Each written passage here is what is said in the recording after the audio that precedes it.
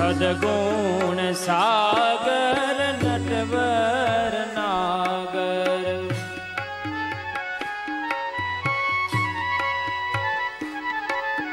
સદગુણ સાગર નટવર નાગર, બલિહારી એ મના નામની તુજોને સખે શોભા સલુણા શ્યામની, શોભા સલુણા શ્યામની તુજોને સખે શોભા સલુણા શ્યામની.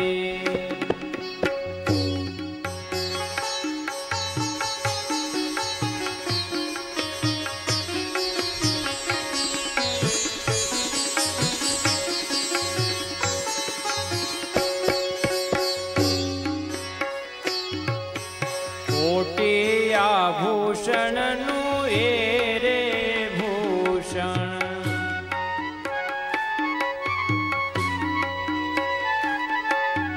કોટિયા ભૂષણ નું એ છે રે ભૂષણ, સીમા તું છે અભિરામની તુજોને સખે શોભા સલુણા શ્યામની, શોભા સલુણા શ્યામની તુજોને સખી શોભા સલુણા શ્યામની.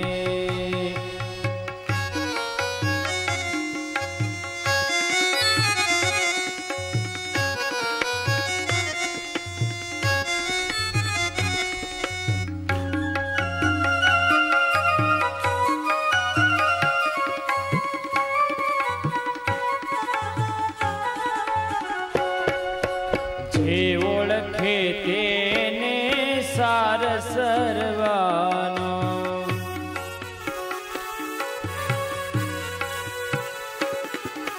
જે ઓળખે તેને સાર સર્વાનો, બીજી વસ્તુ નથી કામની તુજોને સખે શોભા સલુણા શ્યામની, શોભા સલુણા શ્યામની તુજોને સખી શોભા સલુણા શ્યામની.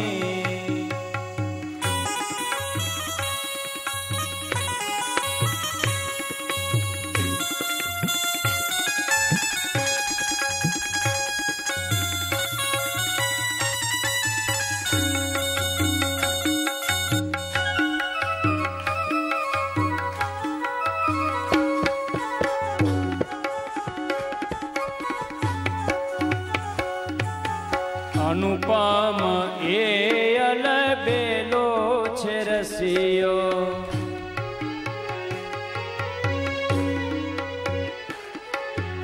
અનુપમ એ અલબેલો રસિયો, જીવન મૂડી છે દયારામની તુજોને સખે શોભા સલુણા શ્યામની, શોભા સલુણા શ્યામની તુજોને સખી શોભા સલુણા શ્યામની, શોભા સલુણા શ્યામની તુજોને સખી શોભા સલુણા શ્યામની, શોભા સલુણા શ્યામની, શોભા સલુણા શ્યામની. ભગવાન શ્રી કૃષ્ણ માટે શિક્ષાપત્રમાં પણ અવારનવાર શબ્દ પ્રયોગ થયો છે. કોટે કંદર્પ લાવણ્ય યુક્ત એવા પુષ્ટિ પુરુષોત્તમ પ્રભુ છે. કરોડો કામદેવ પણ જેના સ્વરૂપનું દર્શન કરીને લજ્જિત થઈ જાય તો આ જગતમાં બીજી સુંદરતા એની સમકક્ષ કેવી રીતે હોઈ શકે? રહીમજી જેવા એક મુસલમાન ભક્ત કવિ પણ કહે છે કે પ્રિયતમ છબી નૈનન બસી પર છબી કહા સમાય, ભરી સરાય રહીમ લખી આપ પથિક ફિર જાય. કોઈ મુસાફિર હોય, પ્રવાસી હોય, ધર્મશાળા પાસે આવે ને દરવાજા પર જ ખબર પડે કે આમાં તો ઘણા બધા પ્રવાસીઓ છે, બધા જ ઓરડા ભરેલા છે, જગ્યા ખાલી નથી, દરવાજાથી જ પાછો ફરી જાય. प्रियतम छवि नैनन बसी पर छवि कहाँ समाये। भगवान श्री कृष्णनी सुंदरता जेना नयनों वसी गई होय एमां बीजी कोई सुंदरता तो आवानुं कारण ज रहेतुं नथी। जगत आखानी सुंदरता एनी सामे तुच्छ लागे छे। એટલા માટે દયારામભાઈ ચંદ્રાવડામાં કહે છે કે શ્રી પુરુષોત્તમને પરહરી જેનું અન્ય અમરે મન મોહે તે કામ દુધા મળી મૂકીને મહિષીનું પય પહે। જેને કામધેનુ ગાય મળી ગઈ હોય, જેના ઘરમાં કામધેનુ ગાય હોય, એ કામધેનુ ગાયનું દૂધ છોડી ને પેલી પાડીનું દૂધ દોહવા જાય તો એને શું મળવાનું હતું? એમ ભગવાન શ્રી કૃષ્ણને છોડી અને અન્ય દેવી દેવતાઓની ઉપાસના કરશે તો એની દશા પણ એના જેવી જ થશે। અને એનું નામ જ છે કૃષ્ણ। કર્ષતિ આકર્ષતિ ઇતિ કૃષ્ણ। સહજમાં જ આપણા ચિત્તનું આકર્ષણ કરે। જાણે અજાણે પણ એકવાર એના સ્વરૂપ ઉપર દ્રષ્ટિ પડી ગઈ હોય તો આપણા ચિત્તનું આમ જાણે આકર્ષણ થઈ ગયું હોય, દ્રષ્ટિ ત્યાંથી ખસે જ નહીં। જેને ભગવાન શ્રી કૃષ્ણની લીલાઓનું દર્શન કર્યું, શ્રવણ કર્યું, જેને કંઈક ભગવદ લીલાનો અનુભવ થયો, એ કૃષ્ણાકાર બની જાય, કૃષ્ણમય બની જાય અને કૃષ્ણને ગાયા વગર પણ રહી શક્યા નથી। આદિ ભક્ત કવિઓથી લઈ અને અર્વાચીન સમયના બુદ્ધિજીવીઓ પણ જેને જેને કૃષ્ણનું દર્શન કે શ્રવણ કર્યું એ કૃષ્ણની ભક્તિથી પરિપ્લાવિત થયા વગર રહી શક્યા નથી। ભક્ત કવિ રસખાનજી જેને પ્રભુ ચરણોની કૃપાથી વ્રજ અને વ્રજ લીલાઓનો અનુભવ થયો હતો, કેટલું સુંદર એમણે પદ ગાયું કે જાકો શેષ મહેશ ગણેશ દિનેશ સુરેશ સુજાય નિરંતર ધ્યાવે। આદિ અનાદિ અનંત ખંડ છેદ ભેદ સુવેદ બતાવે। નારદ તે સુખ વ્યાસ રટે પછી હારી ગયે પુની પાર ન પાવે। તાહી અહિર કી છોહરિયા છછિયા ભર છાછ પે નાચ નચાવે। શેષ એટલે 1000 ફણાઓ વાળા શેષનાગ, મહેશ એટલે શિવજી, ગણેશ એટલે ગણપતિ, દિનેશ એટલે સૂર્ય, સુરેશ એટલે ઇન્દ્ર, આ બધા દેવતાઓ જે પરબ્રહ્મ પૂર્ણ પુરુષોત્તમનું નિરંતર ધ્યાન ધરતા હોય છે। વેદો ઉપનિષદો જેને નેતિ નેતિ કરીને પોકારે છે કે જેના ગુણો ગાવાનું અમારામાં પણ સામર્થ્ય નથી। નારદજીથી લઈને વ્યાસજી અને સુખદેવજી જેવા પરમહંસો જેના ગુણો કથતા કથતા થાકી જાય પણ એના ગુણોનો કોઈ પાર આવે એમ નથી। એક ભોળી વ્રજની આહિરની કન્યા સામે થોડીક છાસ માટે દીન બનીને ઠુમક ઠુમક નૃત્ય કરી રહ્યા છે। પ્રભુની આ કેટલી અનુપમ લીલા છે। અને પ્રત્યેક લીલાઓમાં ભગવાન શ્રી કૃષ્ણનું કેટલું અદ્ભુત અને અનુપમ સૌંદર્ય પ્રગટ થાય છે। એ ભગવાન શ્રી કૃષ્ણ માં યશોદાના ઉત્સંગમાં ખેલતા હોય કે કોઈ ગોપીને ત્યાં જઈને માખણની ચોરી કરતા હોય, પલનામાં ઝૂલી રહ્યા હોય કે કોઈ ગોપીના દોરડેથી બંધાઈ રહ્યા હોય, કદમના વૃક્ષ નીચે ઠાડા રહી અને વેણુનાદ કરતા હોય કે કુરુક્ષેત્રમાં અર્જુનને ગીતાનો ઉપદેશ આપતા હોય, કે ગૌચારણ કરી રહ્યા હોય, ગાયોને ચરાવી રહ્યા હોય કે પછી ગોવર્ધન પર્વતને ધારણ કરી રહ્યા હોય, એ ગોપીઓનું ચીર હરણ પણ કરી શકે અને દ્રૌપદીના ચીર પૂરી પણ શકે। અને એટલા માટે એમને કહ્યું છે કર્તુમ અકર્તુમ અન્યથા કર્તુમ એવા સર્વ સમર્થ આપણા પુષ્ટિ પુરુષોત્તમ પ્રભુ છે। એક કાલ વિચ્છન અનેક લીલાઓ ઠાકોરજી કરી શકે છે। પ્રત્યેક લીલાઓમાં ભગવાન શ્રી કૃષ્ણનું અદ્ભુત માધુર્ય પ્રગટ થાય છે। એમના નામમાં પણ મધુરતા, સ્વરૂપમાં પણ અનુપમ માધુર્ય અને લીલાઓમાં પણ અલૌકિક માધુર્ય પ્રગટ થાય છે। અને એટલા માટે એવા ભગવાન શ્રી કૃષ્ણની અનુભૂતિ કરી આજના આધુનિક સમયમાં આજનો બુદ્ધિજીવી કવિ કૃષ્ણ દવે પણ એ કૃષ્ણને ગાયા વગર રહી શક્યો નથી। આધુનિક સંદર્ભ, કોમ્પ્યુટર, ઇન્ટરનેટ, વેબસાઇટ આ બધું લઈ અને કેટલું સુંદર કૃષ્ણ ભક્તિનું દર્શન કરાવ્યું છે. એમાં પ્રત્યેક પાસાઓને આવ્યા છે કે વાંસલડી.com, મોરપીછ.com વૃંદાવન આખું. મારા કાનજીની વેબસાઇટ એટલી વિશાળ કે કયા કયા નામ એના રાખું. ધારો કે મીરાબાઈ.com રાખીએ તો રાધા રીસાઈનું શું, અને વિરહી ગોપીનું ગીત એન્ટર કરીએ તો ફ્લોપી ભીંજાઈનું શું. પ્રેમની આ ડિસ્કમાં તો એવી એવી વાનગી કે કોને છોડું ને કોને ચાખું. મારા કાનજીની વેબસાઇટ એટલી વિશાળ કે કયા કયા નામ એના રાખું. પછી કવિ કહે છે કે ગીતાજી.com એકલું ઉકેલવામાં ઉકલી ગઈ પંડિતની જાત, અને જાત બળી જાય છતાં ખ્યાલ ના રહે એ જ માણી શકે પૂનમની રાત. ભગવાન સાથે રાસનો અનુભવ કરવો હોય તો પોતાનું અસ્તિત્વ મિટાવી દેવું જોઈએ, વિસરાઈ જવું જોઈએ, તો જ એનો અનુભવ થાય. જાત બળી જાય છતાં ખ્યાલ ના રહે એ જ માણી શકે પૂનમની રાત. તુલસી મીરાસુર નરસૈયો થઈએ તો ઉકલે છે કંઈક ઝાખું ઝાખું. મારા કાનજીની વેબસાઇટ એટલી વિશાળ કે કયા કયા નામ એના રાખું. ને છેલ્લે કવિ બહુ સરસ કહે છે કે એ જ મને પાસવર્ડ મોકલી શકે જેના સ્ક્રીન ઉપર નાચે છે શ્યામ, અને એને શું વાયરસ ભૂસી શકે જેના ચીર પૂરી આપે ઘનશ્યામ. ઇન્ટરનેટ ઉપર એ થનગન તો આવે હું કોઈ દી વિન્ડો ન વાખું. મારા કાનજીની વેબસાઇટ એટલી વિશાળ કે કયા કયા નામ એના રાખું. કૃષ્ણ તત્વ જેટલું અલૌકિક છે કે એનું વર્ણન એક જીવાથી જીવ કરી શકે નહીં. અને એટલા માટે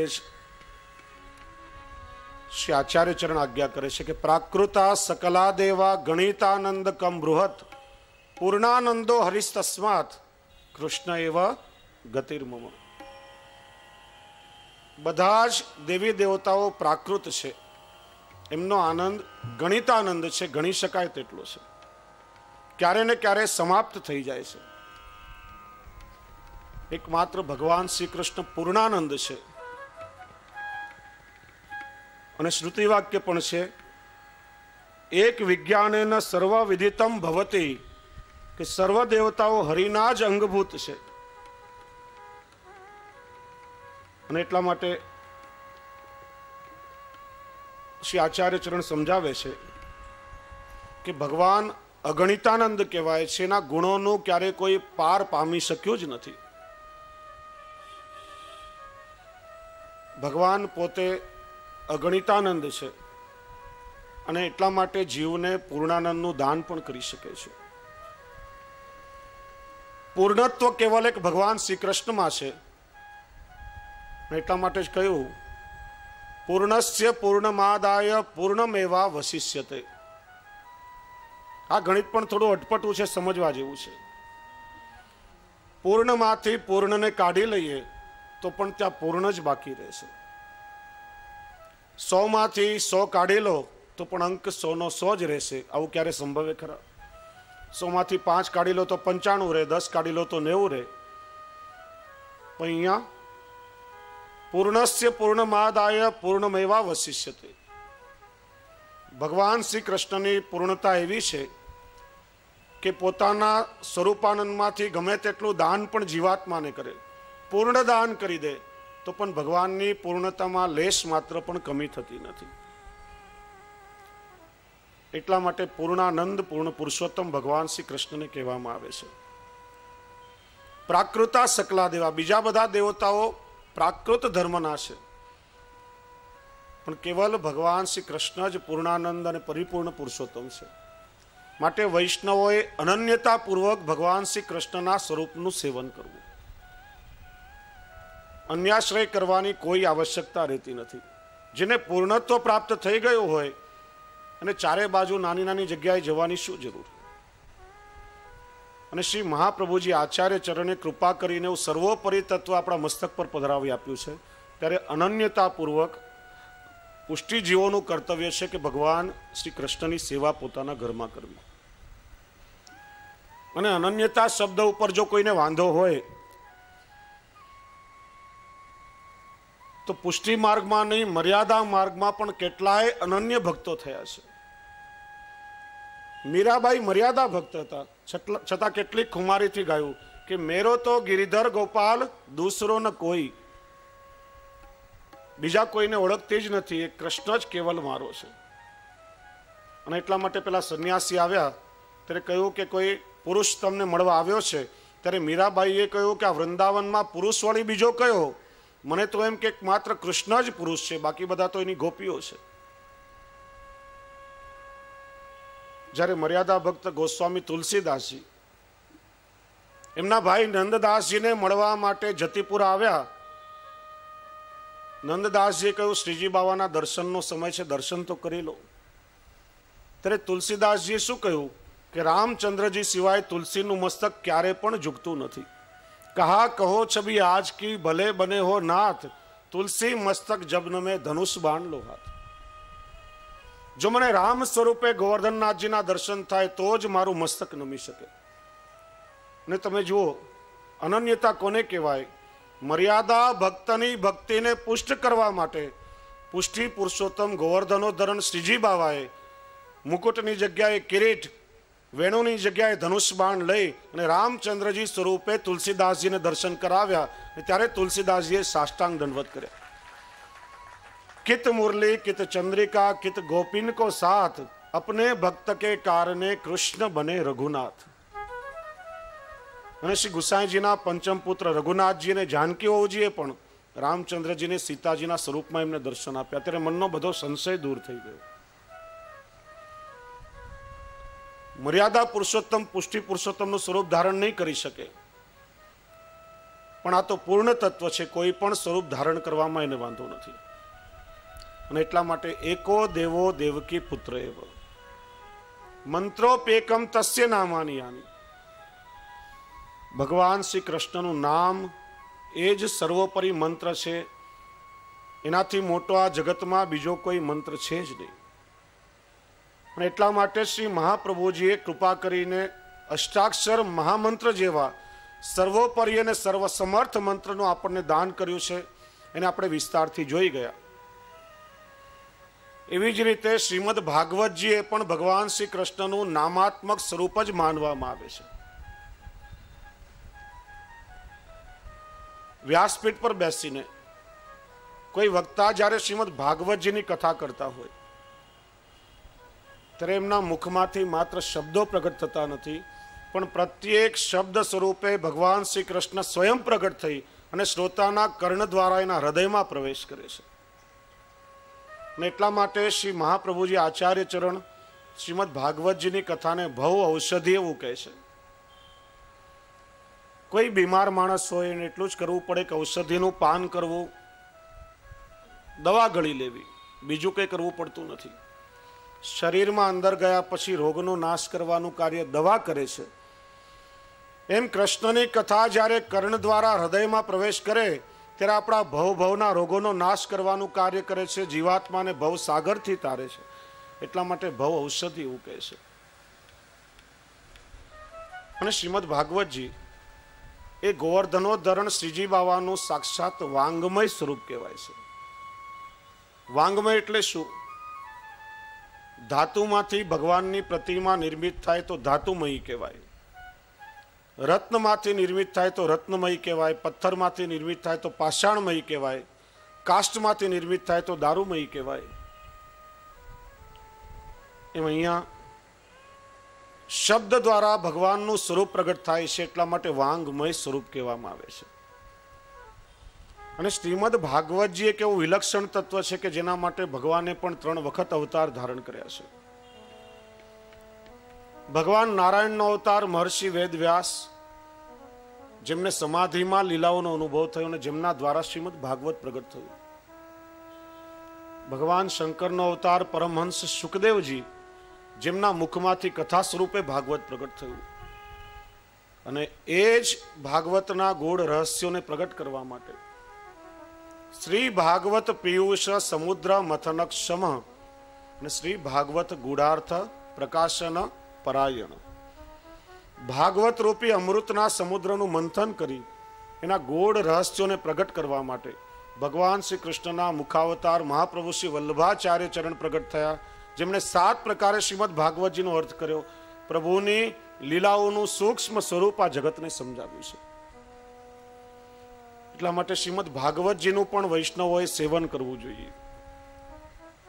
અષ્ટાક્ષર મંત્રનું સ્મરણ અને શ્રીમદ ભાગવત સુબોધનીજીની કથાનું નિત્ય સેવન વૈષ્ણવોએ કરવું. એ પ્રભુનું જ નામાત્મક સ્વરૂપ છે. કર્મોપેકસ તસ્ય દેવસ્ય સેવા. શ્રેષ્ઠમાં શ્રેષ્ઠ કર્મ એ ભગવાન શ્રી કૃષ્ણની સેવા છે. કારણ કે મનુષ્યનો દેહ કર્મને આધીન છે. કાલ, કર્મ અને સ્વભાવ 3 પરિબળોથી આ ભગવાન સૃષ્ટિનું સંચાલન કરે છે. કર્મને આપણે 2 પ્રકારે સમજીએ છીએ. શાસ્ત્ર સંમત કરવાની વાતો જેનાથી જીવનું ઉર્ધ્વીકરણ થાય, પુણ્ય કર્મ. શાસ્ત્રથી વિરુદ્ધ નહીં કરવાની ક્રિયાઓ જેનાથી જીવનું અધપતન થાય, પાપ કર્મ. જીવાત્મા જેવું જેવું કર્મ કરે છે, કર્મ પ્રમાણે એને ફળ ભોગવવું પડે છે. કર્મ કરવા માટે એ કર્મનું પૂરું જ્ઞાન પણ હોવું આવશ્યક છે. માનો કે તમે પેડો બનાવવો હોય, પેડા માટે તમે ઘરમાં માવો કરતા હો, પણ એ ક્રિયાનું તમને જ્ઞાન ન હોય તો રબડી પણ બની જાય કે બીજી કોઈ વસ્તુ એમાંથી બની જાય. જે કર્મ કરવું છે એ કર્મનું જ્ઞાન હોય ત્યારે કર્મ સારી રીતે કરી શકાય. અને ઘણી વખત કર્મ કરવામાં જરા જેટલી ભૂલ થાય, જરાક ચૂક થાય તો પણ કર્મનું વિપરીત પરિણામ જીવાત્માએ ભોગવવું પડે છે. માવો બનાવવા માટે દળેલી સાકર એટલે બુરું પધરાવવાનું હોય, બાજુમાં મીઠાનો દૂનો હોય, ભૂલથી મીઠું પધરાવી દો તો શું થશે? સ્વાદમાં પરિવર્તન આવશે. અજાણતા પણ કર્મ કરવામાં ચૂક થાય તો પણ પરિણામ વિપરીત ભોગવવું પડે છે. અને આ વસ્તુ કર્મ માર્ગમાં, જ્ઞાન માર્ગમાં ખૂબ જ બાધક બને છે. શ્રીમદ ભાગવતજીમાં કથા આવે છે, ગોપ બાળકો દડાથી રમી રહ્યા હતા. રમતા રમતા દડો કૂવામાં પડ્યો. બધા કૂવામાં જોવા લાગ્યા. દડાની સાથે એક વિચિત્ર દ્રશ્ય જોવું. એક બહુ મોટો કાચીડો એ કૂવામાં હતો તો કાચીડો, પણ એના શરીરમાંથી સુવર્ણની જેમ કાંતિ પ્રસરી રહી હતી. સોના જેવું તેજ જગારા મારી રહ્યું હતું. આવો કાચીડો પેલા કોઈએ ક્યારે જોયેલો નહીં. બધાને આશ્ચર્ય થયું. પૂછ્યું, ભાઈ તું કોણ? કાચીડાએ પોતાની પૂર્વની કથા કહી કે પૂર્વના સમયમાં હું નૃગ નામે રાજા હતો. મને ગાયોનું દાન કરવામાં પુષ્કળ પ્રસન્નતા મળતી. મારા જીવનમાં મેં અસંખ્ય ગાયોનું દાન કર્યું હશે. કદાચ ધરતી ઉપર રેતીની કણો હશે એટલી ગાયોનું મેં દાન કર્યું હશે. કદાચ આકાશમાંથી મેઘની ધારાઓ વરસી હશે એટલી ગાયોનું મેં જીવનમાં દાન કર્યું હશે. તમે વિચારો કે આપણે ત્યાં એક ગૌદાન કરવાનું કેટલું મહાત્મ્ય બતાવ્યું છે. તો જેણે આટલી અસંખ્ય ગાયોનું દાન કર્યું હોય એને ઇન્દ્રાસન મળવું જોઈએ, મોક્ષ મળી જવું જોઈએ. કાચીડો કેમ થયો? એને પોતાની આત્મકથા આગળ કહી કે એકવાર ગાયનું દાન કરવામાં મારાથી જરા જેટલી ચૂક થઈ ગઈ. એક ગાયનું દાન મેં એક બ્રાહ્મણને આપ્યું. એ ગાય ત્યાંથી એ ટોળામાંથી ભાગીને આવીને મારી બીજી ગાયોના ટોળામાં ભેગી થઈ ગઈ. એ જ ગાયનું દાન ભૂલથી મેં બીજા બ્રાહ્મણને આપી દીધું. બંને બ્રાહ્મણો આપસમાં લડવા લાગ્યા. કે રાજાએ ગાય મને દાનમાં આપી છે એટલે મારી છે. બીજો કહે કે આ ગાય મને દાનમાં મળી એટલે મારી કહેવાય. રાજા કહે કે મેં એમને ખૂબ સમજાવ્યા કે તમે એક ગાય માટે લડો છો, એક ગાયના બદલામાં હું તમને 1000 ગાય દાનમાં આપું. પણ કોણ જાણે મારું નસીબ વાંકું હશે, પેલા બંને માન્યા નહીં અને મને શ્રાપ આપ્યો કે રાજા તું દાન તો કરે છે પણ એ દાન કરવાનો વિવેક તારામાં નથી, માટે કાચીડો બની જા. અને શ્રાપનું પરિણામ હું ભોગવી રહ્યો છું. જરા જેટલી ભૂલ પણ કર્મના પરિણામમાં વિપરીતતા લાવી શકે છે. અને આપણે એવું માનીએ કે આ જન્મમાં જે કોઈ કર્મો કર્યા હોય એનું ફળ ભોગવીને આ જન્મમાં જ મોક્ષ મળી જશે. તો કર્મનો સિદ્ધાંત જુદો કે છે. આપણે ત્યાં હિન્દુ ધર્મ પુનર્જન્મમાં માને છે. ઘણી વખત કરેલા કર્મોનું ફળ ભોગવવા જીવાત્માને અનેક જન્મ લેવા પડે છે. 84 લાખ યોનિઓ કર્મનું ફળ ભોગવવાની વ્યવસ્થા છે. મહાભારતનું યુદ્ધ પૂરું થયા પછી ધૃતરાષ્ટ્રે પણ ભગવાન કૃષ્ણને પૂછ્યું છે, ભગવાન મને હસ્તિનાપુરનું રાજ્ય, વૈભવ, સત્તા, સંપત્તિ મળી, 100 પુત્રો થયા. મારું એવું કયું કર્મ હતું જેના કારણે હું આંધળો થયો અને 100 પુત્રો મારી સામે જ ચાલ્યા ગયા? ભગવાને એને દિવ્ય દ્રષ્ટિ આપીને પોતાના પૂર્વજન્મોનું સ્મરણ થવા લાગ્યું. 61 જન્મ સુધી પાછળ ગયો ત્યારે એને જોયું પોતે એક શિકારી હતો, પારધી હતો. એક વૃક્ષ નીચે થોડા કબૂતરો ચણચણી રહ્યા હતા. એ કબૂતરોને પકડવા એક બારીક લોખંડની ઝાડ ગરમ કરીને નાખી. એનાથી એક કબૂતરની આંખો ચાલી ગઈ ને 100 કબૂતરો મૃત્યુ પામ્યા. આટલું મોટું કર્મ એનાથી થયું. કર્મ થયું, એનું ફળ ભોગવવાની વ્યવસ્થા થઈ, પરિણામે આટલા જન્મો લીધા.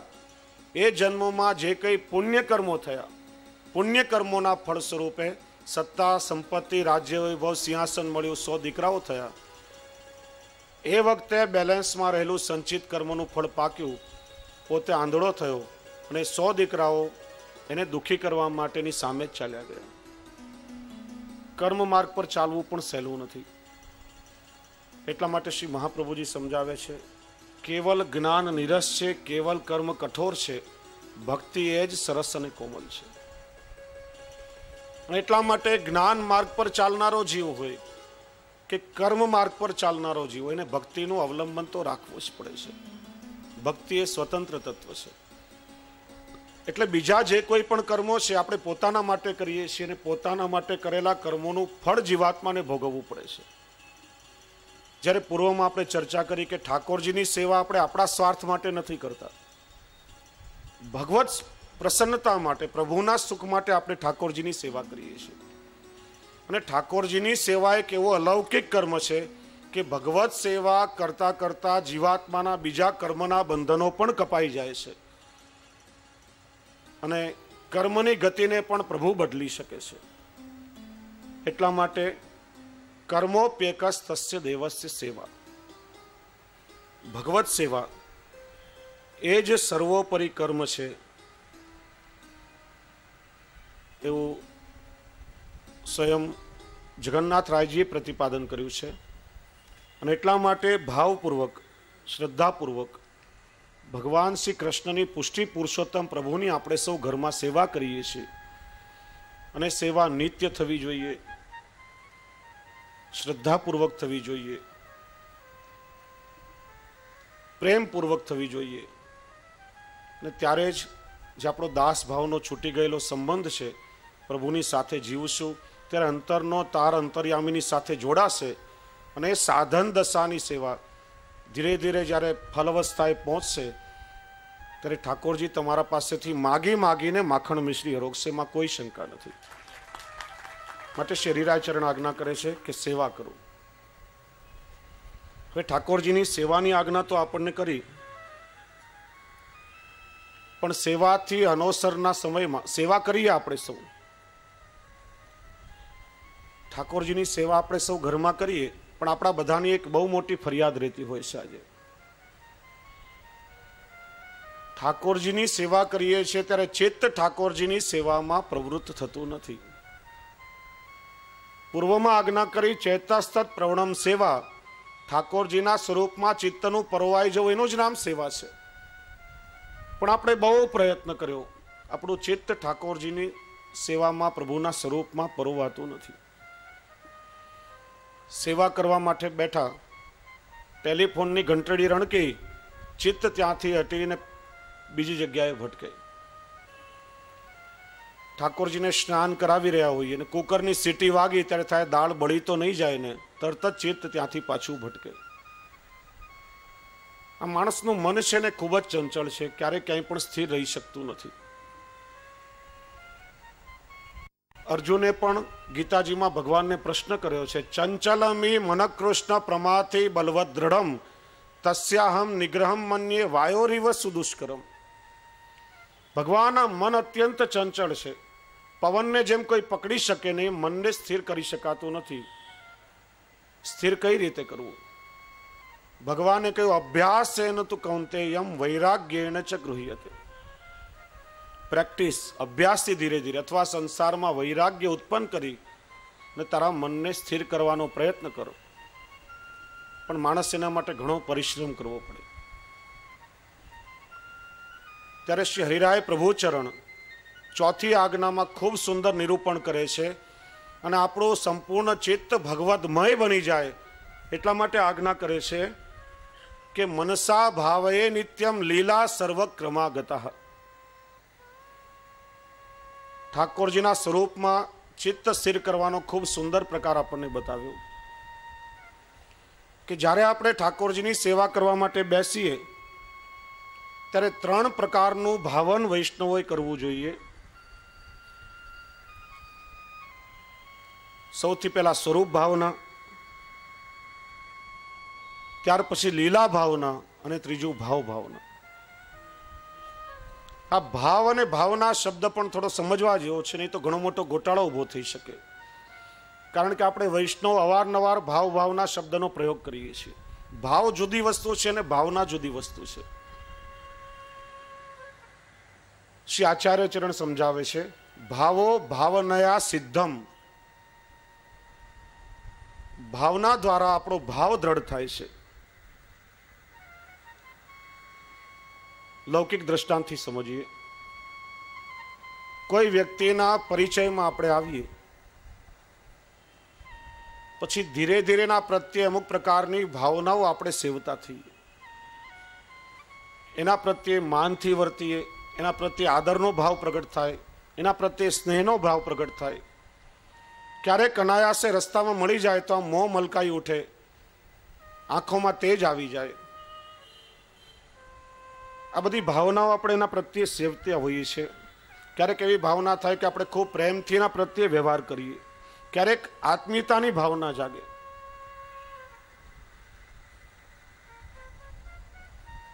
આ જે ભાવનાઓ છે, આ લાગણીનો જે બધો પિંડ બંધાય છે, આ પિંડને પાછળ જે લાગણીઓ ઉમેરવામાં આવી એ ભાવનાઓ કહેવાય છે. અને લાગણીનો જે પિંડ બંધાયો તેને ભાવ કહેવામાં આવે છે. એ જોઈ શકાતો નથી પણ હૃદયથી અનુભવી શકાય છે. ભાવ એટલે પ્રેમનો પિંડ, અને પિંડની રચનામાં જે લાગણીઓ એના ઉપયોગમાં આવી એ બધી ભાવના કહેવાય છે. એટલા માટે ભાવના દ્વારા ભાવ સિદ્ધ થાય છે અને ભગવત કૃપાથી જે દ્રઢ થઈ શકે છે. એટલે શ્રી હરિરાય ચરણ આપણને સમજાવે છે કે 3 પ્રકારનું ભાવ ભાવન ભગવત સેવામાં વૈષ્ણવોએ કરવું. સૌથી પહેલા સ્વરૂપ ભાવના. જે ઠાકોરજીના સ્વરૂપની આપણે ઘરમાં સેવા કરી રહ્યા છીએ એ સ્વરૂપનો શું ભાવ છે, કઈ લીલાનું એ સ્વરૂપ છે. શ્રી હરિરાય ચરણ 7 નિધિ સ્વરૂપોની ભાવના ખૂબ સુંદર પ્રકારે અહીંયા બતાવે છે. શ્રી નવનીત પ્રિયાજી મુખ્ય બાલ ભાવ છે, કિશોર ભાવ આપની અંદર ગુપ્ત રહેલો છે. પ્રમાણ પ્રકરણમાં એ સ્વરૂપનો ભાવ બતાવવામાં આવ્યો છે. શ્રી બાલકૃષ્ણલાલજી પણ બાલ લીલાનું સ્વરૂપ છે, એટલે નવનીત પ્રિયાજીની અંદર જ એમનો સમન્વય કરવામાં આવ્યો, જુદા સ્વરૂપનું વર્ણન નથી. શ્રી મથુરાનાથજી પ્રમેય પ્રકરણના પ્રથમ અધ્યાયની ભાવના એમની અંદર મુખ્ય રહેલી છે.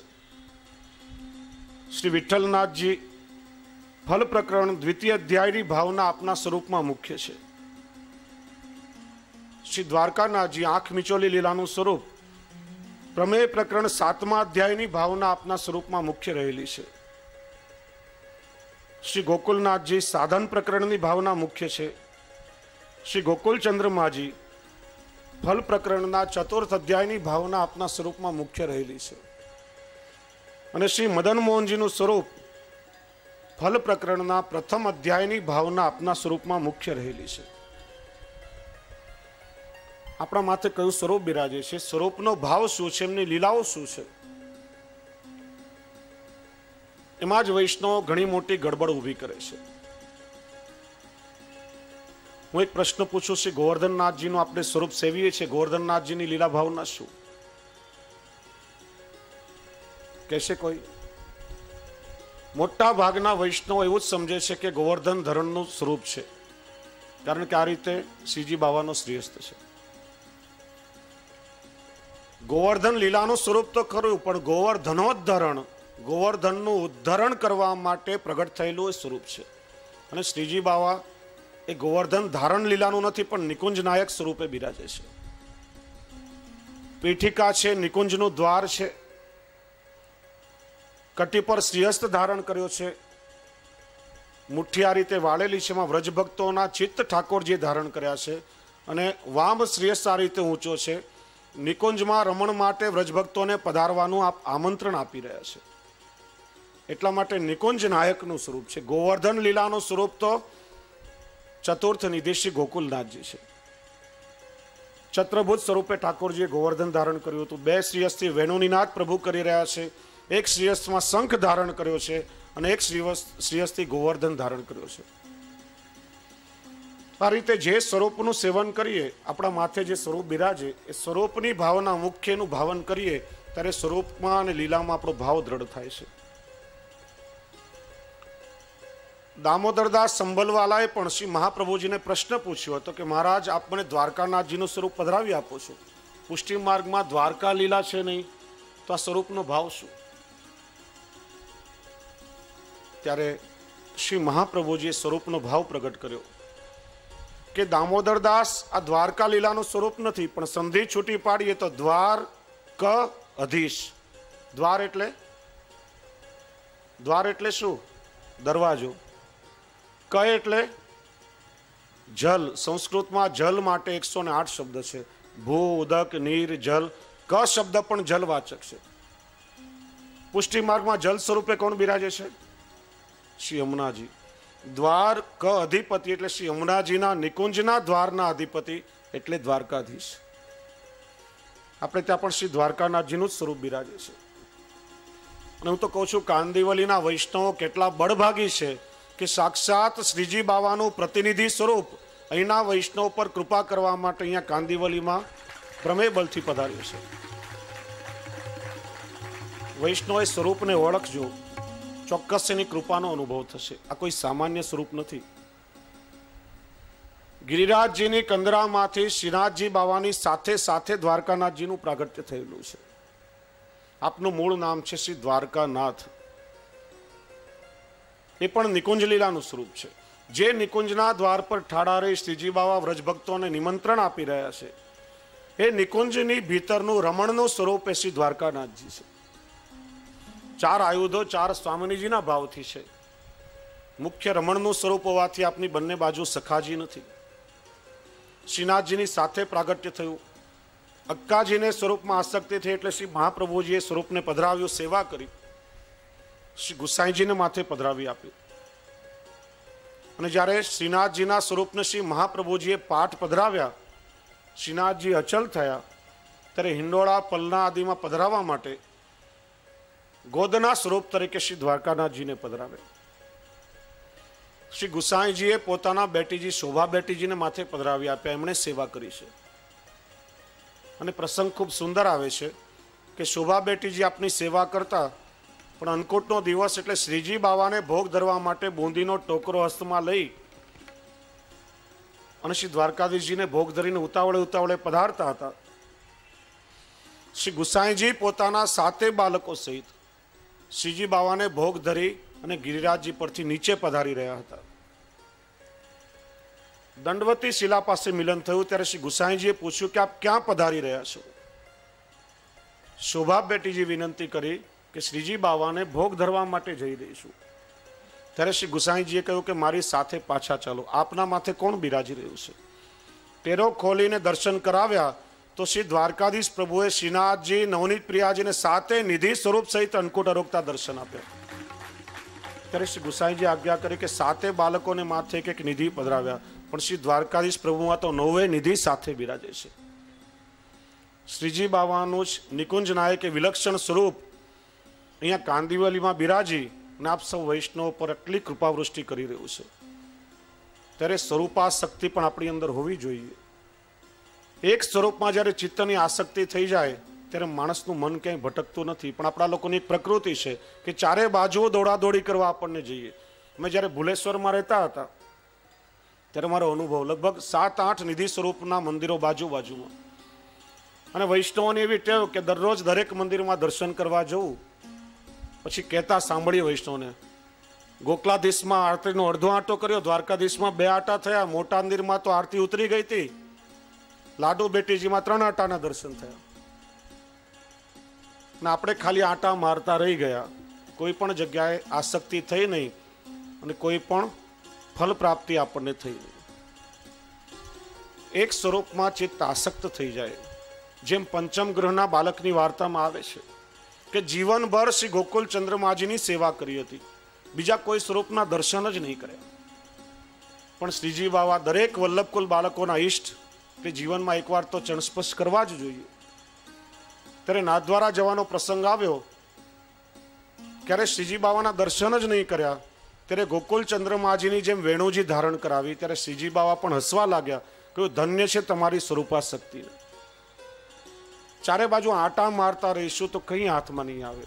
સ્વરૂપને ઓળખીએ, સ્વરૂપાશક્તિ પણ આપણી દ્રઢ થવી આવશ્યક છે. એટલા માટે સૌથી પહેલા સ્વરૂપ ભાવના, બીજું લીલા ભાવના. વૈષ્ણવ શ્રી ગુસાઈજી આજ્ઞા કરે છે, સદા સર્વાત્મના સેવ્યો ભગવાન ગોકુલેશ્વર સ્મર્તવ્યો ગોપિકા વૃંદઈ ક્રીડન વૃંદાવને સ્થિત. આપણે ત્યાં નિત્ય લીલામાં 2 પ્રકારનું ભાવન થાય છે, એક નંદાલયની લીલા અને બીજું નિકુંજની લીલા. શરીરાય પ્રભુચરણ સમજાવે છે કે આ બંનેનું સાથે ભાવન કરવું આવશ્યક છે. કારણ કે મંદિરથી લઈને તમામ જે પદાર્થોમાં આપણે જે ભાવ ભાવના કરીએ છીએ એમાં એક નંદાલય પ્રકરણ અને બીજું નિકુંજ પ્રકરણ, આ બંનેનું સાથે ભાવન કરવું જોઈએ. થોડું અઘરું આપણને લાગે. ચપટી વગાડીને ભલે આપણે ઠાકોરજીને જગાડીએ, પણ એ વખતે મનમાં ભાવ થાય કે નંદાલયમાં ઠાકોરજી ગાયોના કંઠના ઘંટારોથી જાગી રહ્યા છે, ખીરકમાંથી ગાયો આવી રહી છે, માથું હલાવી હલાવી ઘંટારો કરીને ઠાકોરજીને જગાડી રહી છે, ને એ જ ભાવથી આપણે ત્યાં ઘંટાનાદ થાય છે. સાથે સાથે નિકુંજમાં ઠાકોરજી જાગે છે પક્ષીઓના કલરવથી, પક્ષીઓના કલરવના ભાવથી આપણે ત્યાં શંખનાદ થાય છે.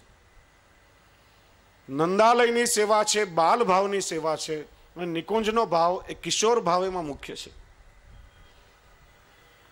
ઠાકોરજીને જગાડીએ, મંગલ ભોગ ધરીએ, છગન મગન પ્યારે લાલ કીજીએ કલેવા, અને એ વખતે સાથે સાથે ખંડિતાના પદો પણ બોલાય. સાંજ કે સાચે બોલ તિહારે, પ્રભુ આજ કઈ સખીની નિકુંજમાંથી પધારી રહ્યા છો, મસ્તકની લડો વિખાઈ રહી છે. ત્યારે ભાવમાં જે પલટો આવે એ વિચારણીય છે. પણ એ રીતે જો આપણે ટેવ પાડીએ, નંદાલયનો ભાવ અને સાથે સાથે નિકુંજ લીલાનો પણ ભાવ, અને મંગળાથી શયન પર્યંત જે સમયની આપણે સેવા પહોંચતા હોઈએ, પ્રત્યેક સમયની લીલાનું મનમાં ભાવન કરવું. મંગળ ભોગ શ્રી યશોદા મૈયા રોગાવી રહ્યા છે, તો શિંગારનો અધિકાર સ્વામિનીજીનો છે. સ્વામિનીજી શિંગાર કરી રહ્યા છે.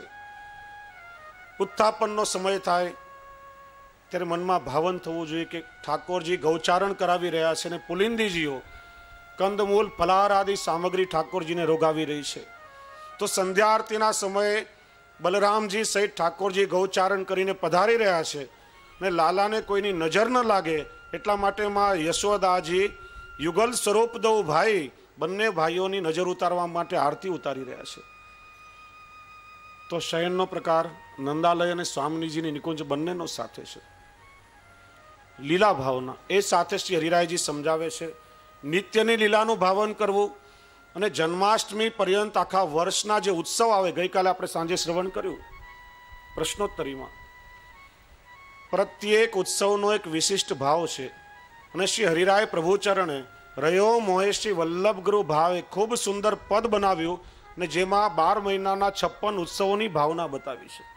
એ પદ વૈષ્ણવોએ નિત્ય એનું વાંચન કરવું જોઈએ. રહ્યો મોહેશી વલ્લભ ગુરુ ભાવે, ઠાકોરજી આજ્ઞા કરે છે કે મને તો કેવલ શ્રી વલ્લભનો જ ગ્રહ પ્રિય છે, કારણ કે વિવિધ ઉત્સવોના કેટલા સુંદર વિવિધ પ્રકારે શ્રી વલ્લભ મને લાડ લડાવે છે, એટલા માટે હું વલ્લભનો ગ્રહ છોડીને ક્યાંય જતો જ નથી. આપણે ત્યાં પણ વૈષ્ણવ શ્રી વલ્લભની આડીથી ઠાકોરજી બંધાયા છે અને વલ્લભની કાનીથી સેવા કરીએ છીએ, એટલા માટે જ પ્રભુ એનો સ્વીકાર કરે છે. નહીં તો ઠાકોરજી આપણી સેવાનો અંગીકાર કરતા નથી. વર્ષોત્સવમાં શ્રી વલ્લભ મને કયા કયા પ્રકારે લાડ લડાવે છે. આજે કયો ઉત્સવ છે, ઉત્સવનો શું ભાવ છે, વિવિધ ભાવની સામગ્રી આપણે રોગાવીએ છીએ, એ લીલા ભાવના મુખ્ય છે. ને ત્રીજો પ્રકાર શ્રી હરિરાય ચરણ બતાવે છે ભાવના. ઠાકોરજીની સેવામાં ઉપયોગમાં આવતું પ્રત્યેક સાહિત્ય એ માત્ર કોઈ જડ પદાર્થ નથી, પણ વ્રજ ભક્તોના શ્રીઅંગના ભાવથી આપણે એમને ઠાકોરજીને અંગીકાર કરાવીએ છીએ. વૈષ્ણવો, નંદાલયના પ્રકરણથી જો આપણે વિચારીએ તો મંદિર, હવેલી એ નંદાલય છે. સિંહાસન એ શ્રી યશોદાજીનું સ્વરૂપ છે. ગાદી અને તકિયા એ શ્રી યશોદાજીની ગોદ અને વક્ષસ્થલનો ભાવ છે. ને સાથે સાથે જો નિકુંજનો પ્રકાર વિચારીએ, નિકુંજના પ્રકરણથી સમજીએ તો હવેલી નંદાલય, હવેલી મંદિર એ શ્રી સ્વામિનીજીની નિકુંજ છે. સિંહાસન એ સ્વામિનીજીનું સ્વરૂપ છે અને ગાદી અને તકિયા એ સ્વામિનીજીની ગોદ અને વક્ષસ્થલનું સ્વરૂપ છે. ઠાકોરજીને આપણે દર્પણ દેખાડીએ શિંગાર કરીને, તો એ દર્પણ સ્વામિનીજીના હૃદયથી આપણે ઠાકોરજીને બતાવીએ છીએ. અને કેટલો સુંદર ઠાકોરજીને આલિંગન આપવાનો પ્રકાર છે. વૈષ્ણવને સીધો અધિકાર નથી કે આપણે ઠાકોરજીને આપણા હૃદયથી આમ ચાપી શકીએ.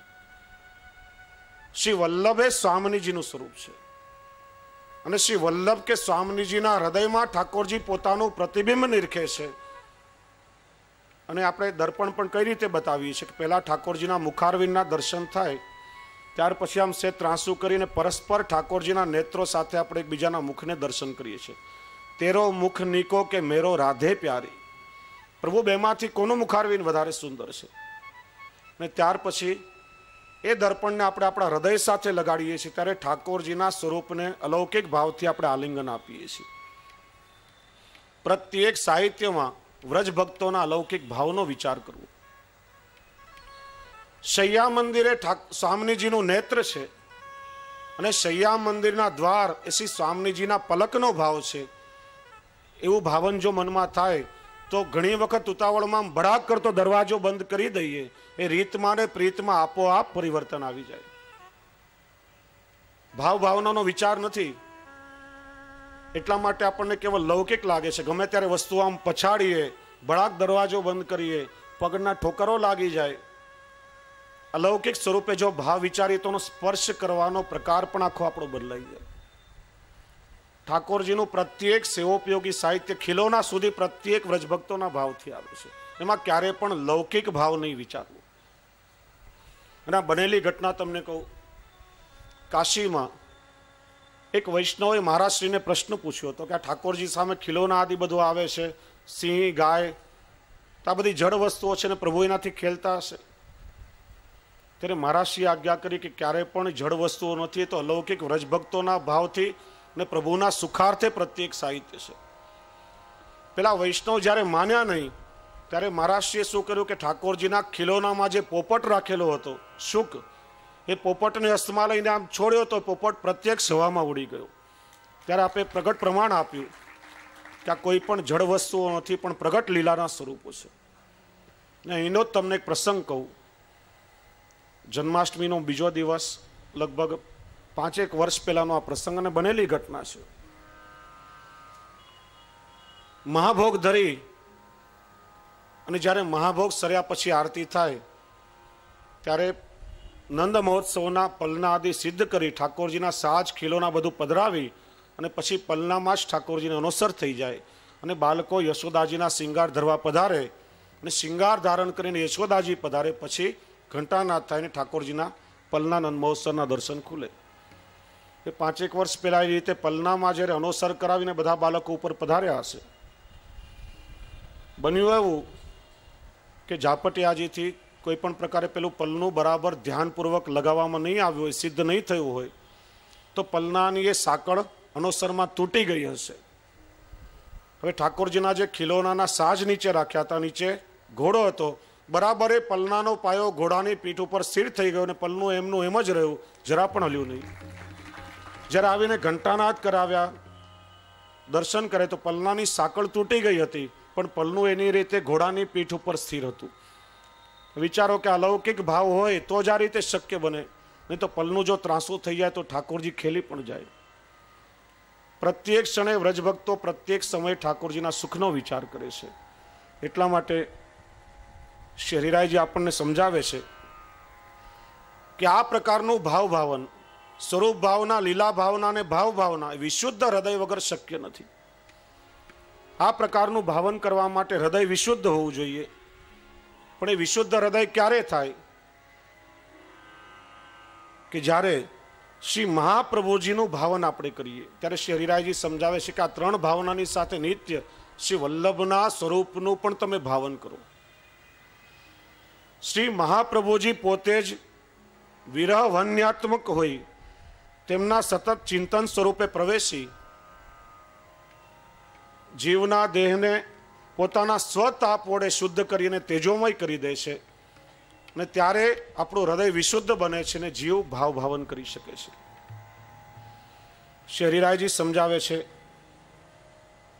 શ્રી મહાપ્રભુજીની ભાવનાની સાથે નિત્ય શ્રી ગુસાઈજીનું સ્વરૂપ ભાવ પણ વિચારો. સૌંદર્યમ નિજ રદગતમ એ પથ્ય શ્રી મહાપ્રભુજીનો ભાવ.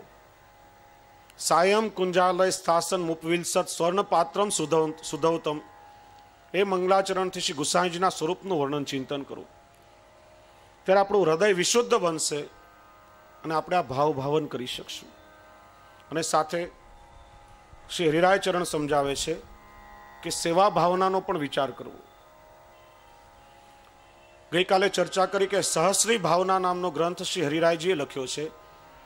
વૈષ્ણવોએ જીવનમાં એકવાર વાંચવા જેવો છે. 1000 શ્લોકોમાં સમગ્ર લીલા અને ભાવના ખૂબ સુંદર સ્વરૂપે શ્રી હરિરાયજીએ સમજાવી છે. એમાં શ્રી હરિરાય ચરણ આપણને સમજાવે છે કે પ્રથમ નંદાલયમાં પ્રભુ સવારથી જાગી સેન પર્યંત કઈ કઈ લીલાઓ કરે છે એ નંદાલયની લીલાઓનું વર્ણન છે. દ્વિતીય શ્રી હરિરાય ચરણ સમજાવે છે કે નિકુંજમાં પ્રભુ સવારથી જાગી શયન પર્યંતની જે રસ ક્રીડાઓ કરે છે આ ભાવના પણ વ્રજ ભાષાના ગદ્યમાં છે. ત્રીજું, ઠાકોરજી નિત્ય વ્રજભક્તોના ઘરમાં જઈ એકાકી સ્વરૂપે સવારથી સાંજ સુધી અનેક વ્રજભક્તોના મનોરથો પૂર્ણ કરી એમને સ્વરૂપાનંદનું દાન કરે છે, એ ભાવના વિચારવી.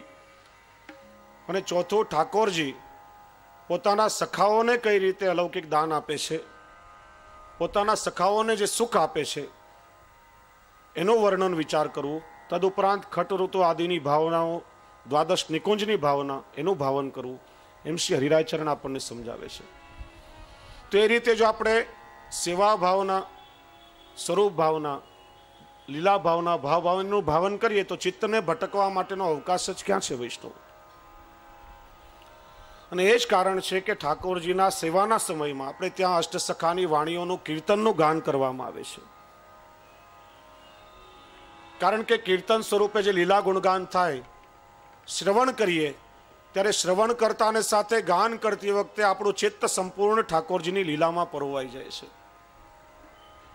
અષ્ટસખાની વાણી જેનાથી ઠાકોરજી પ્રસન્ન થાય છે માત્ર કોઈ કવિની કલ્પના કે કેવલ લૌકિક ભાવો નથી, પણ અષ્ટસખાની વાણી એ અનુભવની વાણી કહેવામાં આવે છે. શ્રી મહાપ્રભુજીને શ્રી ગુસાઈજીએ બ્રહ્મ સંબંધ થતા જ પુષ્ટિ ભક્તિનું જે બીજ આ અષ્ટસખાઓના હૃદયમાં રોપ્યું અને પોતાના કૃપાવર્ષણ દ્વારા એને પરિપુષ્ટ કર્યું, એ જ્યારે ફલિત થયું અને ઠાકોરજીની લીલાઓનો અનુભવ એમને થયો, એ શબ્દ સ્વરૂપે પ્રગટ થયા. એનો પુષ્ટિ માર્ગમાં આપણે સૌ કીર્તન ગાન કરીએ છીએ. નહીં તો સુરદાસજીને નેત્રો નહીં હતા.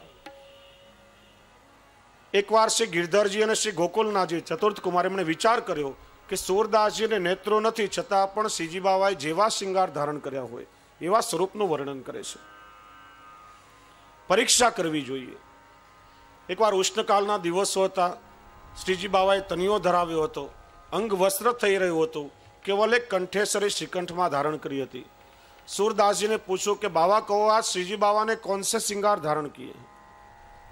तेरे सूरदास जी पद गायो कि आज देखेरी हरिमाई नंगम नंगा जलसुत भूषण अंग विराजत वसनहीन छवि उठत तरंगा।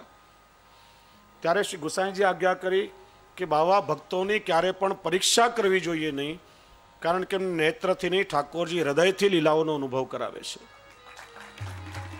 એટલા માટે અષ્ટ સખાઓની વાણી એ માત્ર કાવ્ય કે કવિતાઓ શબ્દો નથી, પણ અનુભૂતિની વાણી છે।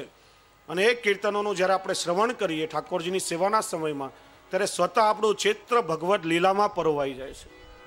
ભજ સખી ભાવ ભાવી કર દેવ, ભજ સખી ભાવ ભાવી કર દેવ, ભાવ ભાવે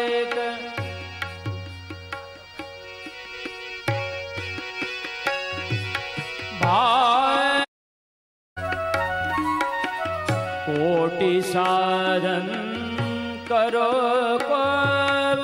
कोटि साधन करो तो उन माने से भज सखी भाव भावी देव, भज सखी भाव भावी देव।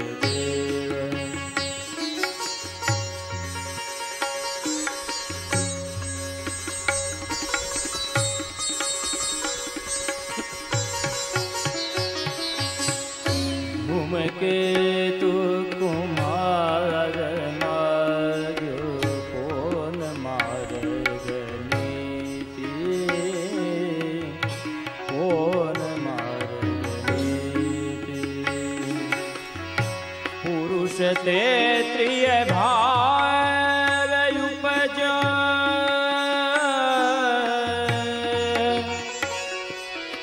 पुरुष तेत्रिय भाव उपज, सबे उलट रीत, सबे उलट रीत। भज सखी भाव भावी देव, भज सखी भाव भावी देव।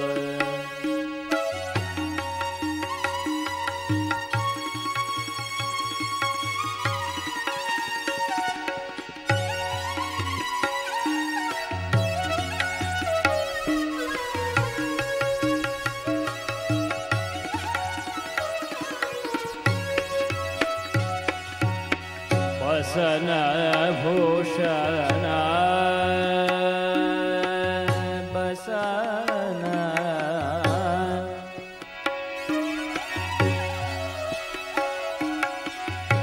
बसन भूषण। बोलिए श्री वल्लभाधीश, वल्लभाधीश की जय। बसन भूषण पलट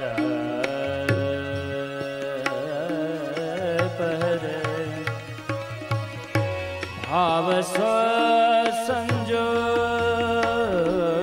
भाव स्व संजोय। उलट मुद्रा दई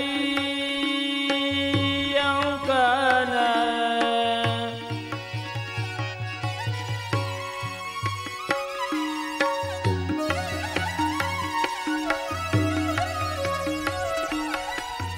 उलट मुद्रा दई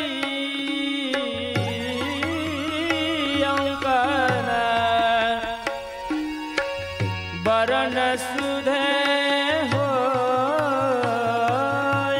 बरन सुधे हो। भज सखी भाव भावी देव, भज सखी भाव भावी।